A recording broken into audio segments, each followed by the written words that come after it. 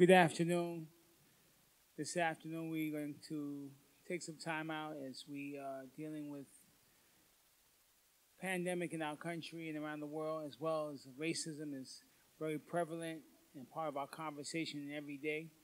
And I thought it'd be so important to have our leader of God Battalion of Prayer Ministries, a senior pastor of God Battalion of Prayer, just engage him in a conversation about race. He's someone that has traveled extensively around the world and experienced this firsthand as a child growing myself, part of a denomination that was predominantly white, and know what it is to be like the only black child in the room and how that affected me or not affected me will be a part of the conversation. So, good afternoon, Dr. Cockfield. Good afternoon. I'm so glad that you came up with this idea that we can have a discussion on the issue of race.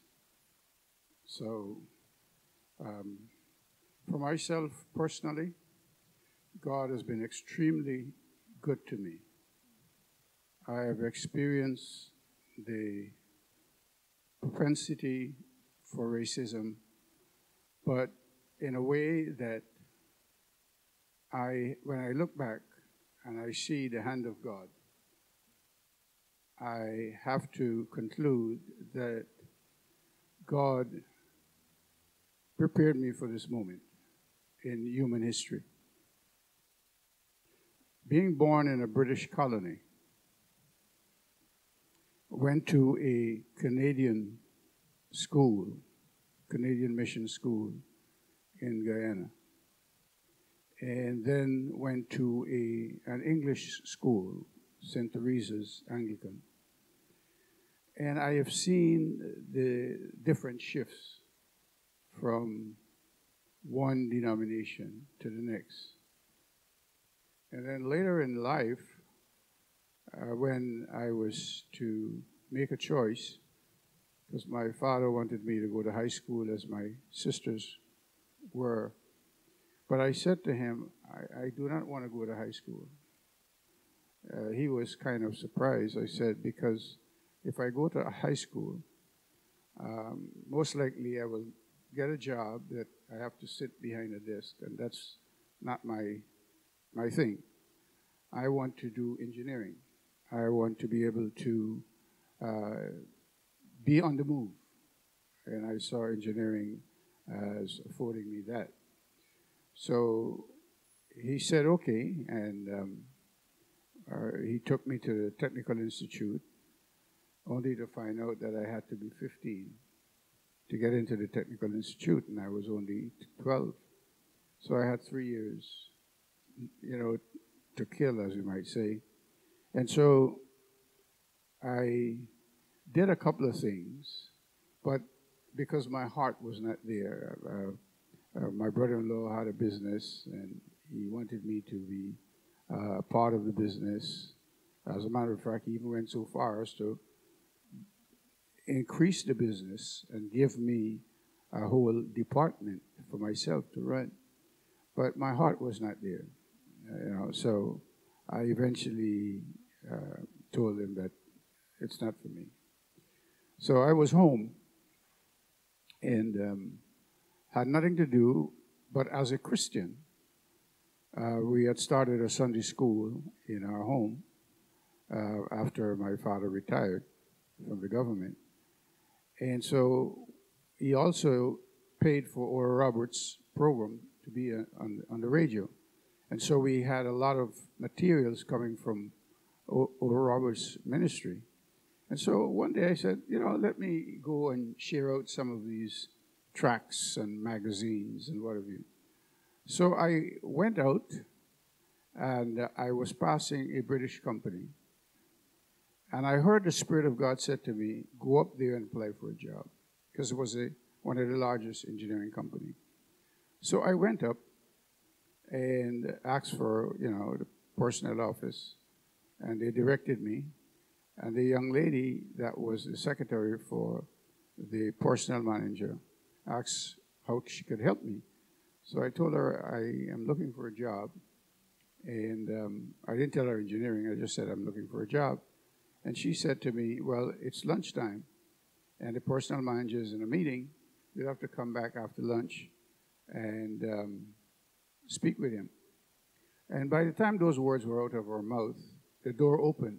Out came the personnel manager, Mr. Neil Moore. And she said, "Sir, this young man would like to speak to you." So he came over like a father, and he said, "How could I help you?" And I said, "Well, I went to the institute. I want to be an engineer, but I went to the institute. And they said I have to be 15, and I'm only 12 going on 13. And he paused for a moment. He said, "It's lunchtime. Come back at 1 o'clock. I'll give you a test. And if you do well, I'll see what I can do." So I went home, had lunch, told my father the story. He prayed for me, and I went back. And he gave me a test, and he scored it that I got a 95. And so he began to engage the company. He was the first local personnel manager, so that they will start a training program for young men like myself. And it took him a little while. I would say maybe about 2 to 3 months before he finally convinced upper management that they should, rather than waiting until people graduate from institute to hire them, what about investing in helping some to go to the institute and to think? So he finally got upper management to agree to that. But the person, the Scotsman that was in charge of the engineering department, would have none of it. So it so happened that my father knew the manager that worked under him. And so my father said to me, "Go and tell him that I sent you." So when I went to him and I told him, because he grew up in the Sunday school, he said, "Okay, what you do is you come every day, and I will wait till I get him in a good mood, and I will approach him." So I began going there every day. And after about, I would say about a month, he finally agreed to interview me. And it seemed like God had touched his heart. He interviewed me and gave me the opportunity to come in as a trainee. And also, the company began to pay for me to go to the institute when I got older. So subsequently, I know you're from Guyana in South America, and through that institute, you eventually got a scholarship to go to Germany. Yes. What year was that? It was 1966. 1966. What was it like in Germany in 1966? Well, I can tell you, it was very, very, very racist. And of course, when you first went there, because you don't know the language, Language barrier. When they insult you, You don't know. you don't know. So That might be a good thing. Right. So we got there and we went somewhere, and we heard this word Schwarz. So when I started language school, then I realized that they were insulting us because Schwarz means black.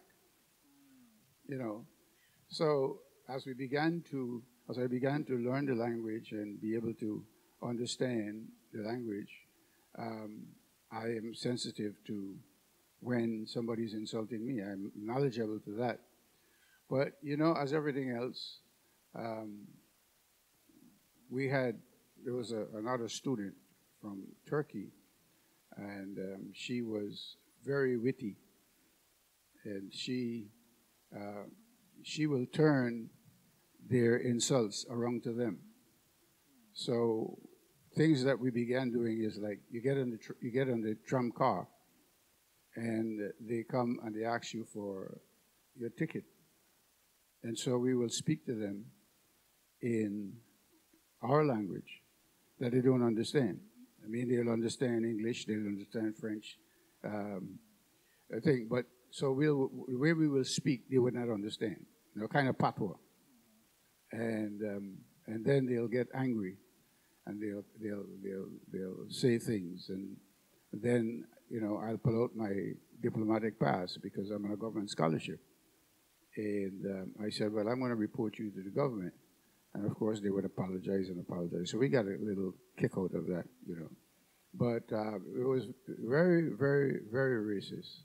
So let me ask you, while you were in Germany, was there any German, Caucasian German, that you could tell were uncomfortable that other Germans were being racist to you? Did you ever experience like someone have compassion in that scenario? After a while, I discovered that Germans that traveled outside of Germany had a totally different attitude from those who never traveled outside. See, the average German only knew about places outside of Germany negatively. In other words, if they're showing America, they will show Bed-Stuy back in the day, Harlem, all the places that are run down. And they will say, well, this is New York City. And they show, if they're showing something from Guyana, which they never did, because nobody ever went there, but mostly in most African countries, it will always be the negative things. They'll show you monkeys in a tree, and then they'll show you an African boy up in another tree. So you get the idea that black people in Africa lives on trees, you know. Another interesting thing, one of my professors went to Russia for the 50th anniversary of the Soviet Union. And when he came back, he had invited a couple of us for dinner, New Year's Eve. And so we went in what is called Europa Centrum, which is in Berlin. And he also took another professor. And as we were there talking and he's sharing his experience in going to Russia, the other professor asked him, do people in Russia sleep on beds like we do? You know? So, you know, we were kind of taken back that, you know, because for me, I believe that the whole of Europe, you know, is known to be, you know, on the up and up. Well, functioning. Yeah. But that was a surprise to me that that professor asked that question. So, you've written a book on forgiveness, and you've traveled quite extensively. I remember, I think it was the 90s, that you were invited to South Africa. Yes, that was right after apartheid. Right. And one of the major reasons they asked you to come was based on your book, Forgiveness, and about reconciliation, about in South Africa, there is a part of the organization that you are an ordained minister through Assemblies of God. They had Assemblies of God there prior to apartheid, during apartheid, and then post-apartheid. Mm. So can you speak to your experience going to South Africa, what that was like, and hearing the dialogue? Well, you know, I was invited to South Africa prior to that, but in my spirit, I didn't believe that. I didn't feel God wanted me to go then. So when I did go, it was the first conference after apartheid where the blacks and the whites and the Indians came together, you know, and the other Asians. And so they were attempting to have a togetherness in a, you know, missions conference. That was the focus, do a missions conference. So, they asked me to be the speaker. That's why I went. And you could have seen the struggle for the organizers to get the other races to come together with the blacks. This is after apartheid. This correct? is after apartheid. Okay. Yeah, this was after apartheid. But what was strange to me was the fact that as they were taking me around, they were showing me, you know, places where people were congregating, mostly blacks. And I learned that throughout Africa, wherever there was a civil war, people went to South Africa, to Cape Town especially. They walked for miles through jungles, whatever, to get there. And because they were they were there helpless, as it were. The whites began using them for drugs, to peddle drugs and all that type of stuff. And the Lord spoke to me and said, do something about it. So that's what led to us starting a ministry in Cape Town. And God has been faithful. And, so in this racist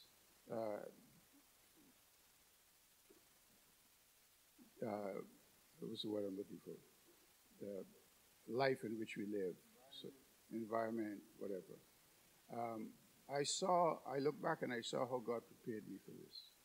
Because going to school in West Germany, going to South Africa, and then later going to Australia, where the indigenous people were so abused, by the white folks. All the years I've been going to South Africa and trying to reach the indigenous people. It's only in my final trip last year that I was able to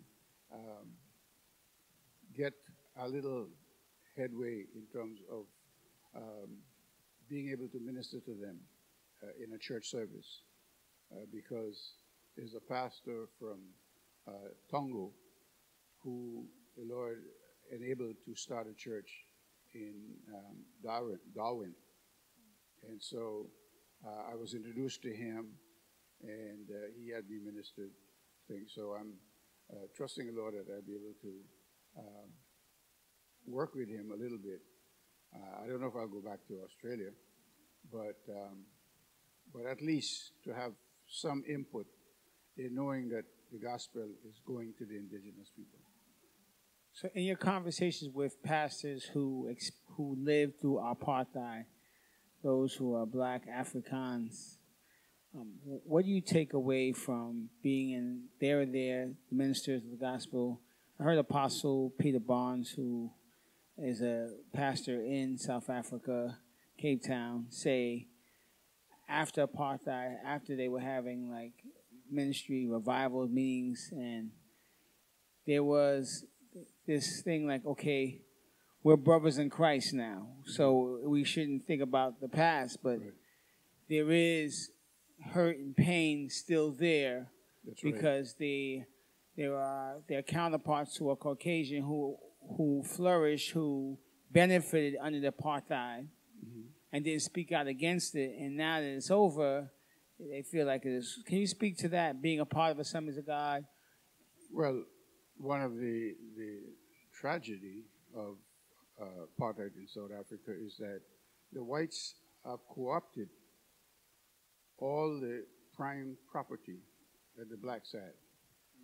So the blacks, in most cases, are left without their farmland, left with substandard living conditions. And then, in addition to that, the few who are able to kind of move away from that find themselves with resistance. The last time I was there, I went to a conference of the Black Assemblies of God in South Africa, and I was able to see how the whites treated them in terms of they are separate. They're in a separate wavelength, from the whites. And of course, when I went to that part of South Africa, in a place called St. Lucia, they said this was the first time they see a missionary coming from America.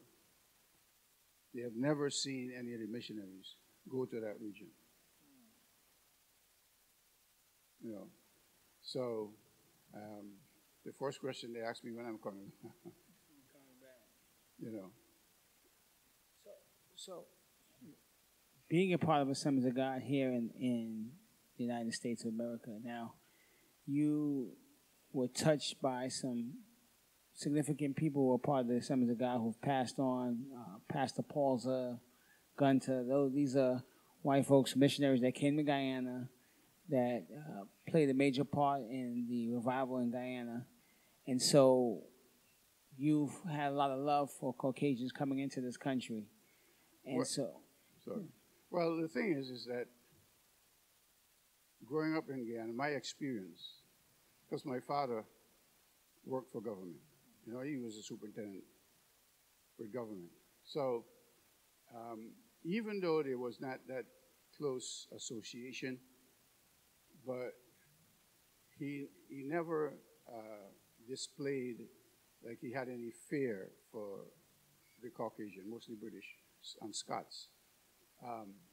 And so we grew up seeing them as people like anybody else, you know.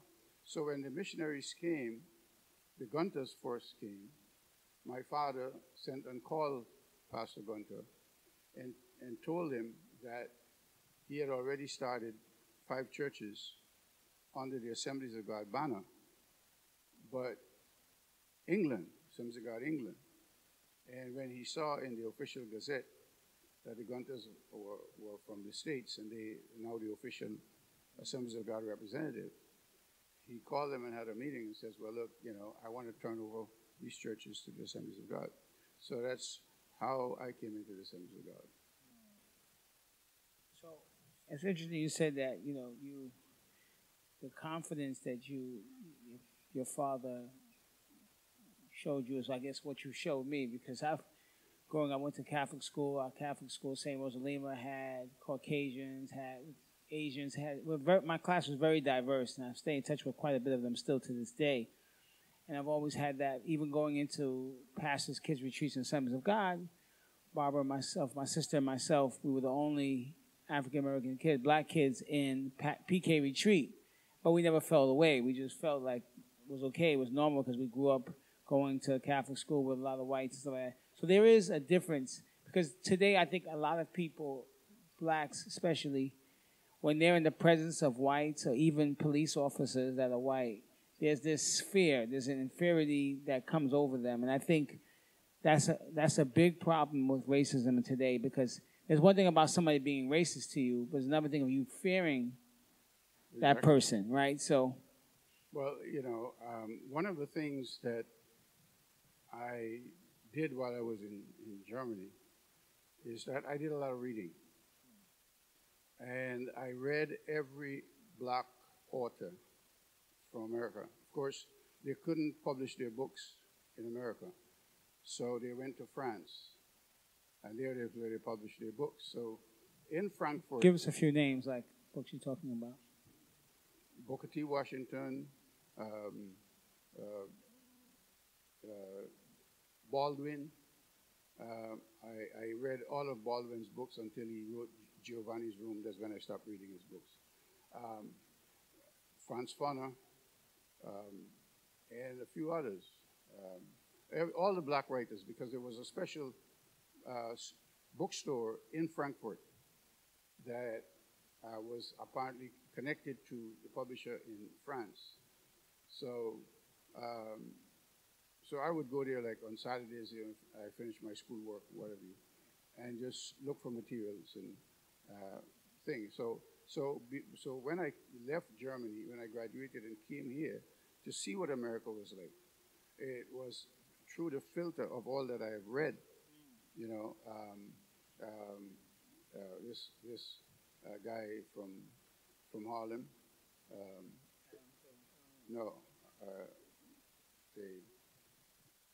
He was a black Muslim at first, and they partly assassinated him. Malcolm X. Mal Alik Shabazz is the title of the book. Yes. So I read all those things, and you know, one of the things that I remember from Malcolm X, he said when he went out of America is when he learned that the concept of racism in America was totally different from him going to Saudi Arabia or going to Africa. Then he experienced Muslims that from all different diverse backgrounds. Right. He was just experiencing the racism based on Caucasian whites and blacks. When he went overseas, he was worshiping Muslim with all different Indians, Arabs, right? So yeah. So for me, well, one of the other things while West Germany, Black Americans in the military were discriminated against big time by their officers. And you'll go some places and you'll see a sign, no blacks allowed. But the white soldiers can go in, but the blacks can't go in. So now, because I had a diplomatic ID, I could go in.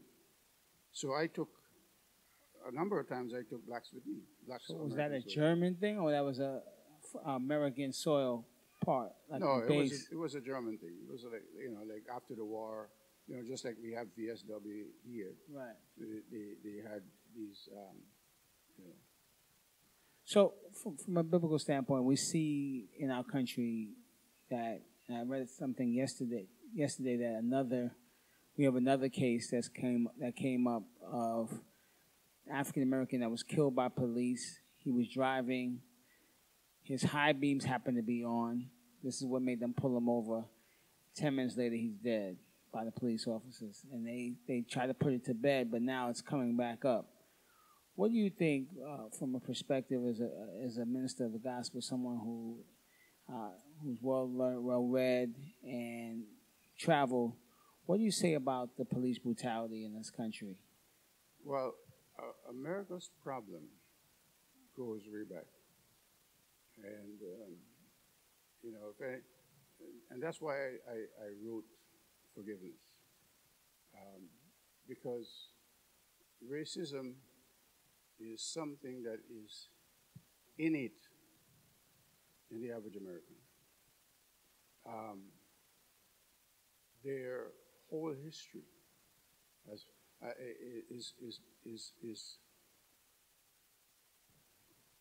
leveled in that. Now it's beyond me for Caucasian whites, to read the Bible and still can't deal with racism. The Caucasian church had the power to bring transformation in this country. But you see, the pressure on them to lift up a black is so great that rather than doing that, they try to, sweep it under the rug, so to speak. But except, now for me, growing up, the church played a significant role in my life in terms of understanding who I am, understanding the Bible. And I would say to people, I don't understand the scriptures based upon what I studied in seminary. I don't understand the scriptures based upon what another preacher says. I know the Bible because my father knew the Bible. And so,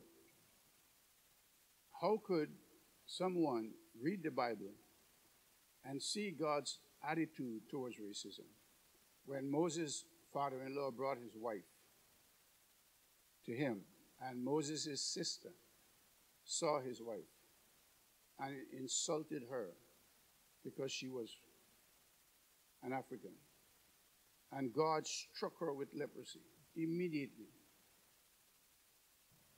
How could people who read the scriptures see God's attitude and God's actions against making a difference between one race against another?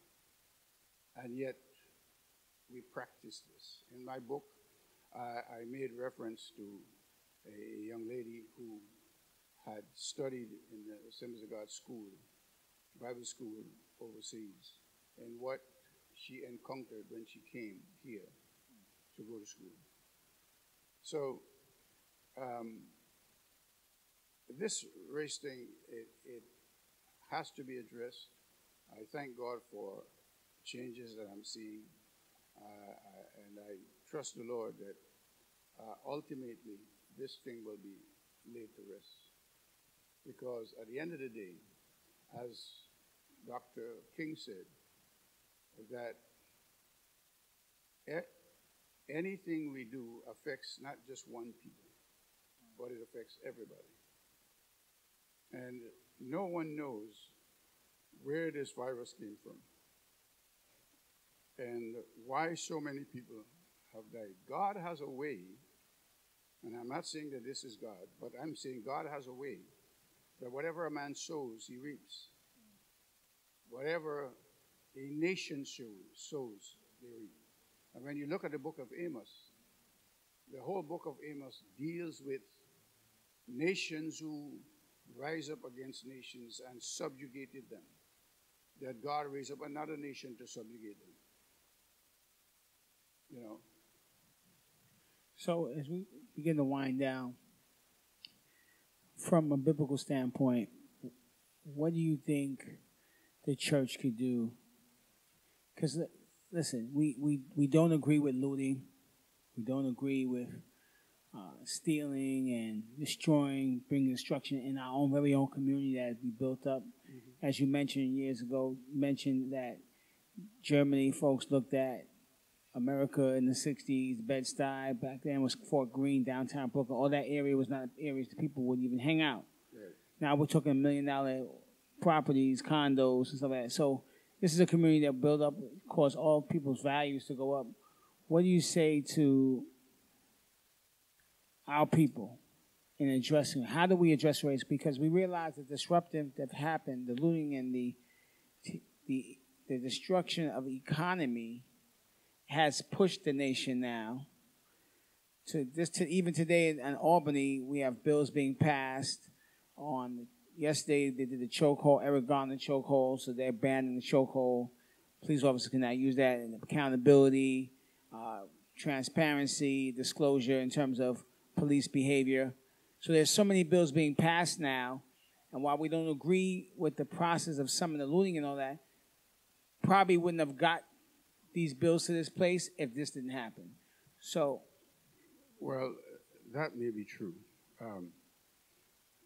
because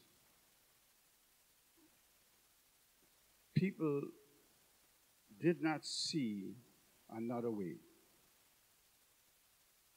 This is the only thing they knew. And that's, it's like a cat. If you lock up a cat in a room and start beating it, and it can't get out, it will attack you. So, what this whole thing and the time that it has happened, in the midst of COVID-19. Now, when you look at the video, I asked myself, what would make a man do something like that? What was he thinking? Is he so psychologically racist that you're getting fun out of doing this? So all of us have to come to the understanding that God has made every one of us from the same blood. He has made of all nations after one man, and that's Adam. And he has established our boundaries that we would seek after God. And the church needs to know that the reason why. Now, I have stated, I think in one of my books, that the reason why slaves came from Africa to the rest of the world. It's the same reason why God took Abraham out of Ur of the Chaldees and took him to, which is now Israel. But he said to him, the evil of the people that lived there, of the Canaanites, were not at the level that God should dispossess them. But 4 generations later, when the iniquity of the Canaanites get to that place, God is going to dispossess them. And God operated that Israel was in slavery in Egypt until the very day that God said to Abraham, and then God supernaturally brought them out.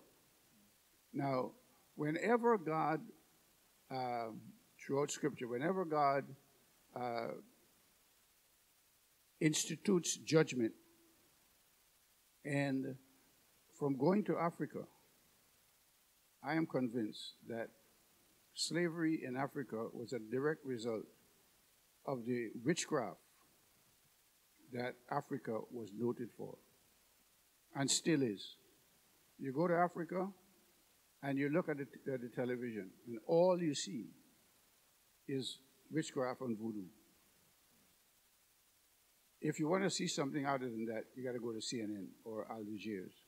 But everything else locally is witchcraft. So, I could be wrong.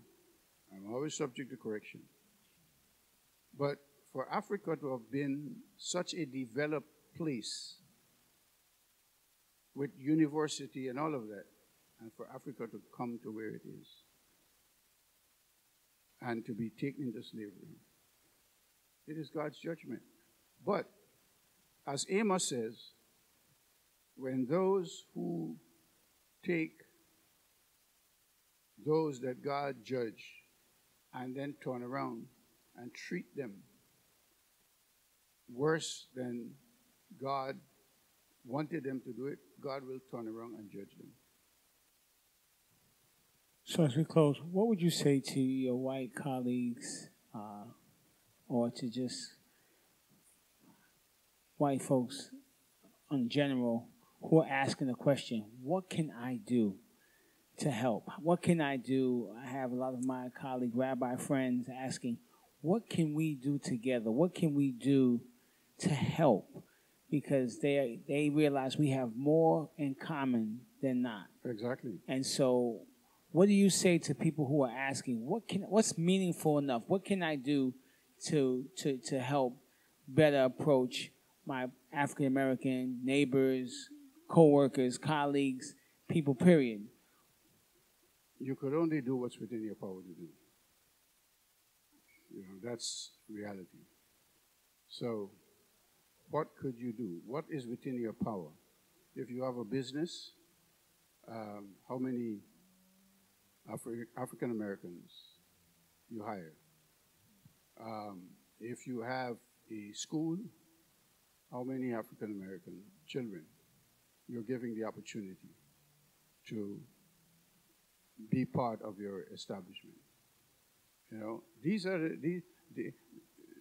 the things that move the train in the right direction.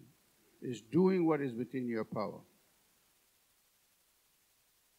Okay? When you start doing what is within your power, it means that you will get to know African Americans or blacks.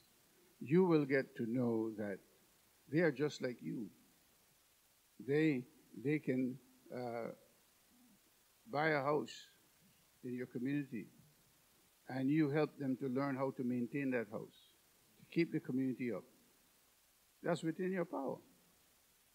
And then they will now bring up another generation like you, because once you invest in the parents will then bring up the children in the way think. But when you ostracize the American child, and he goes to school and he is associating with other children that are looked down on, then he becomes like them. It's one of the things I said to the church here in Brooklyn. If we as parents, with the knowledge that we have, do not invest in the children on the street, then they will influence our children to be like them, as opposed to they influencing the other children to be like them. Well, thank you, Dr. Cockfield, for your time this afternoon. We appreciate you, those who will be looking, who will be seeing this video. We have here at God Battalion Prayer Church, we have a youth ministries on Fridays on our YouTube channel and Facebook Live, God Battalion Prayer Youth Ministries. We also have services on Sunday at 10 a.m., God Battalion Prayer YouTube channel and Facebook Live. We look forward to hearing from you. You can chat on this. Just give us your comments.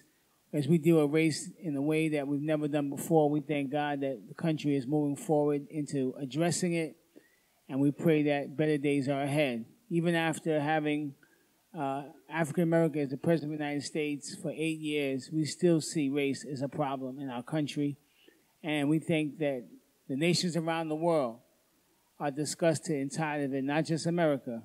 People have protested in Japan, in Sweden, all over the world, in London.